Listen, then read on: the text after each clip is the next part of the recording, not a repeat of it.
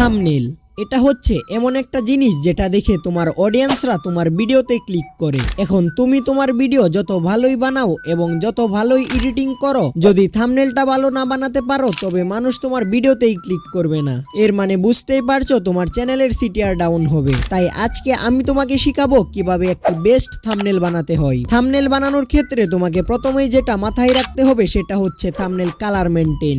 দেখো, যদি তুমি সবসময় এক ধরনের এক রঙের থাম্বনেল বানাও তাহলে তোমার অডিয়েন্সরা যখন তোমার একটি ভিডিও দেখবে এবং অন্য আরেকটি একই ধরনের থাম্বনেল তাদের সামনে শো করবে, তখন তারা কিন্তু সহজেই বুঝতে পারবে তোমার ভিডিও কোনটা এবং ভিডিওতে ক্লিক করে দিবে। এর কারণে তোমার অডিয়েন্সরা একটি ভিডিও দেখে সহজেই তোমার অন্য আরেকটি ভিডিওতে ক্লিক করার পসিবিলিটি বেড়ে যাবে। তাহলে বুঝতেই পারছো থাম্বনেল কতটা গুরুত্বপূর্ণ। তাই আজকে একটি থাম্বনেল মেকিং এর মাস্টার ক্লাস দিতে যাচ্ছি এবং এই থাম্বনেল বানানোর জন্য আমরা ক্যানভাও ইউজ করব না আর পিক্সার্টও না, আমরা শুধু ইউজ করব পিক্সেল ল্যাব। কারণ পিক্সেল ল্যাবের মধ্যে সকল কিছু রয়েছে যেগুলো দিয়ে একটি প্রফেশনাল থাম্বনেল বানানো যায়। প্লে স্টোর থেকে পিক্সেল ল্যাব ডাউনলোড করবেন এবং আজকে আমরা ডিকোডিং ওয়াইটি এর এই থাম্বনেলটা কিভাবে বানানো হয়েছে সেটা ব্রেকডাউন করব। থাম্বনেলটি বানানোর জন্য যেগুলো ইউজ করব সেগুলোর একটি ডাউনলোড লিংক আমার ডেসক্রিপশন বক্সে কিংবা পিন কমেন্টে পেয়ে যাবেন। পিক্সার্ট ওপেন করার পর আপনারা কিছুটা এরকম ইন্টারফেস দেখতে পাবেন। ইউটিউব থাম্বনেলের যে সাইজটা রয়েছে সেটা দেওয়ার জন্য উপরে 3 ডটের উপর ক্লিক করুন।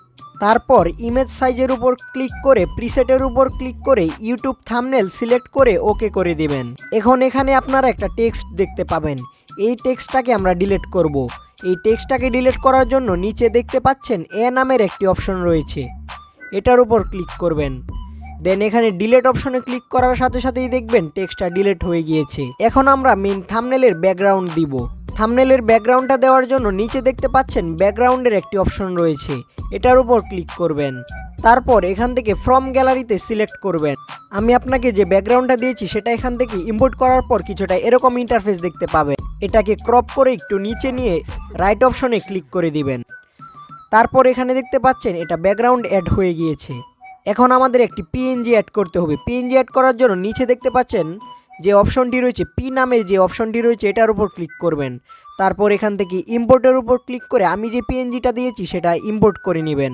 ইম্পোর্ট হয়ে গেলে রাইট অপশনে ক্লিক করবেন। দেন এটাকে ফুল স্ক্রিন করার জন্য একটু রাইটে সোয়াইপ করে রিলেটিভ সাইজের মধ্যে ক্লিক করবেন। এখন হোয়াইট যেটা রয়েছে সেটাকে 100 করে দিবেন। তারপর এটা ফুল স্ক্রিন হয়ে যাবে। তারপর রাইট অপশনে ক্লিক করে দিবেন। এই লেয়ারটাকে লক করতে হবে। এই লেয়ারটাকে লক করার জন্য উপরে দেখতে পাচ্ছেন একটি লেয়ারের অপশন রয়েছে। এই লেয়ারের অপশনে ক্লিক করে এখানে দেখতে পাচ্ছেন লক নামের একটি অপশন রয়েছে, এটার উপর ক্লিক করে দিবেন।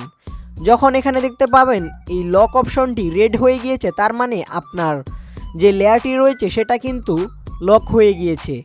এখন আপনাকে দেখাই, এখানে যদি টাচ করি এটা কিন্তু নাড়াচাড়া করবে না, অর্থাৎ আমাদের লেয়ারটা লক হয়ে গিয়েছে। এখন আমাদের এরকম একটি গ্রাফ অ্যাড করতে হবে। আমি এখানে যে গ্রাফটা ইউজ করব সেটারও ডাউনলোড লিংক আমার ডেসক্রিপশনে পেয়ে যাবেন। ইম্পোর্টের উপর ক্লিক করবেন, দেন গ্রাফটা অ্যাড করে নেবেন। রাইট অপশনে ক্লিক করবেন। দেন এটাকে আগের মতোই একটু রাইটে সোয়াইপ করে রিলেটিভ সাইজের উপর ক্লিক করে হোয়াইটটাকে 100 করে দিবেন। দেখেন এখানে যে গ্রাফটা রয়েছে সেটা কিন্তু আমাদের মেন পিএনজি এর উপরে চলে এসেছে। এটাকে আমাদের মেন পিএনজি এর নিচে নিতে হবে। নিচে নেওয়ার জন্য উপরে লেয়ার অপশনে ক্লিক করব, দেন এটাকে ক্লিক করে ধরে নিচে সোয়াইপ করব। এখন এটাকেও আগের মতো আমরা লক করে দিব যাতে এটা নাড়াচাড়া না করতে পারে। তো এখানে দেখতে পাচ্ছেন মোটামুটি গ্রাফের কাজ এবং পিএনজি এর কাজ মোটামুটি কমপ্লিট। এখন আমাদের টেক্সট অ্যাড করতে হবে। টেক্সট অ্যাড করার জন্য নিচে দেখতে পাচ্ছেন এ নামের একটি অপশন রয়েছে, এটার উপর ক্লিক করবেন। তারপর প্লাস আইকন বা টেক্সট আইকনের উপর ক্লিক করে একটি নতুন টেক্সট অ্যাড করবেন। এখন এটার উপর ডাবল ক্লিক করে যা লিখতে চান সেটা লিখবেন। লাইক আমি এখানে লিখে নিচ্ছি নেমস লাইক দিস। ওকেতে ক্লিক করবেন। এখন এই টেক্সটটার ফন্ট অ্যাড করবেন। ফন্ট অ্যাড করার জন্য একটু রাইটে সোয়াইপ করবেন, দেন ফন্ট নামের একটি অপশন পাবেন, এটার উপর ক্লিক করবেন। তারপর মাই ফন্টের উপর ক্লিক করে ডিকোডিং ওয়াইটি মূলত ইউনিসেন্স হেভি ইটালিক নামের ফন্টটা ইউজ করে, আমিও সেটা ইউজ করি। সেটার ডাউনলোড লিংক আমার ডেসক্রিপশন বক্সে পেয়ে যাবেন। ফন্টটা অ্যাড করে নিব, তারপর ওকেতে ক্লিক করব। এখানে টেক্সটটাকে দেখতে পাচ্ছেন, যতগুলো টেক্সট ছিল সবগুলা কিন্তু একসাথে। আমরা কিন্তু একসাথে চাই না, এর জন্য আবারও টেক্সটের উপর ক্লিক করে ডাবল ক্লিক করে আমরা যেটা রাখতে চাই শুধু সেটা রাখবো। আমি রাখতে চাই নেমস। এখন এটার সাইজ আমাদের বড় করতে হবে। এটার সাইজ বড় করার জন্য যে কোনো একটা কর্নারে ধরে এটাকে মন মতো সাইজ দিয়ে দেব। এখন দেখতে পাচ্ছেন টেক্সটের অনেকগুলো জায়গা কিন্তু এখানে বাদ পড়ে গিয়েছে। এটাকে ঠিক করার জন্য একটু রাইটে সোয়াইপ করে প্যাডিং অপশনের উপর ক্লিক করে লেফট প্যাডিংটাকে ইনক্রিজ করব, রাইট প্যাডিংটাকেও ইনক্রিজ করব, দেন রাইট অপশনে ক্লিক করব। এখন আমরা এই টেক্সটের কালার অ্যাড করব। টেক্সটের কালার অ্যাড করার জন্য একটু রাইটে সোয়াইপ করব এবং কালার অপশনে ক্লিক করব, দেন প্লাস আইকনে ক্লিক করে গ্রিন কালার সিলেক্ট করা হলে রাইট অপশনে ক্লিক করব। আমরা শ্যাডো অ্যাড করব। টেক্সটের উপর শ্যাডো অ্যাড করার জন্য আমরা শ্যাডো অপশনে ক্লিক করব, দেন এটাকে ইনেবল করে দেব। তারপর এটাকে গ্রিন কালার সিলেক্ট করে দিয়ে ব্লার রেডিয়াসটাকে হালকা ইনক্রিজ করে অপাসিটিটাকে 20 এর মতো রাখবো, দেন রাইট অপশনে ক্লিক করে দিব। এখন এটাকে আমরা কপি করব।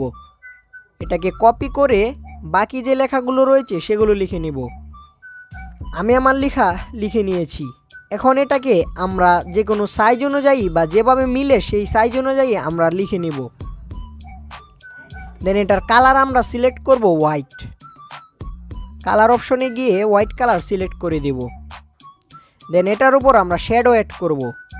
শ্যাডো অ্যাড করার জন্য আমরা রাইটে সোয়াইপ করে শ্যাডো অপশনে ক্লিক করব, দেন এটাকে ইনেবল করে দিয়ে আমরা ব্ল্যাক কালার সিলেক্ট করে দেব।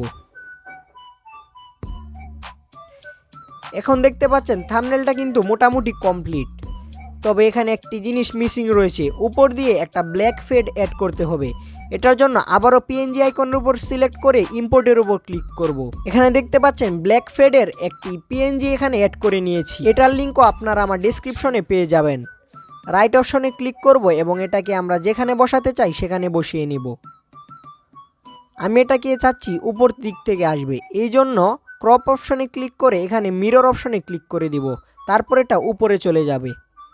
এখন এটাকে আমরা উপর থেকে ধরে একটু রাইটে সোয়াইপ করব, দেন উপরে লেয়ার অপশনে ক্লিক করে এটাকে নিচে নিয়ে নিব। এখন আপনাকে দেখাই ব্ল্যাক ফেড দেওয়ার আগে কেমন ছিল আর এখন কেমন। এটা ছিল আগের অবস্থা এবং এই ফেডটা দেওয়ার আগে দেখেন কীরকম হয়েছে। সো বুঝতেই পারছেন এখানে কত পার্থক্য। এখন আমরা একটি অ্যারো চিহ্ন অ্যাড করব। অ্যারো চিহ্ন অ্যাড করার জন্য আমরা ড্র অপশনে ক্লিক করব, দেন এটাকে জুম অপশনে ক্লিক করে যেখানে অ্যারো অ্যাড করতে চাই সেখানে সিলেক্ট করব। তারপর কালার হোয়াইট সিলেক্ট করে পেন সাইজ 10 সিলেক্ট করব, দেন একটি অ্যারো চিহ্ন ড্র করে নিব। এটাকে জুম আউট করার জন্য আবারও জুম অপশনে ক্লিক করে এটাকে জুম আউট করে দেব, দেন এটার সাইজ আমরা ছোট করে নিব। এখন দেখতে পাচ্ছেন আমাদের থাম্বনেলটা কিন্তু মোটামুটি কমপ্লিট। এখন আমরা এটাকে সেভ করব। এটাকে সেভ করার জন্য উপরে 3 ডটে ক্লিক করব, দেন এক্সপোর্ট ইমেজের উপর ক্লিক করব, দেন সেভ টু গ্যালারিতে ক্লিক করে দেব। ইমেজটা কিন্তু আমাদের গ্যালারিতে সেভ হয়ে গিয়েছে। কিভাবে unlimited background, PNG, icon, sound effect download করবেন তা আমার এই ভিডিওতে ক্লিক করে দেখে আসতে পারেন। দেখা হচ্ছে ওই ভিডিওতেই।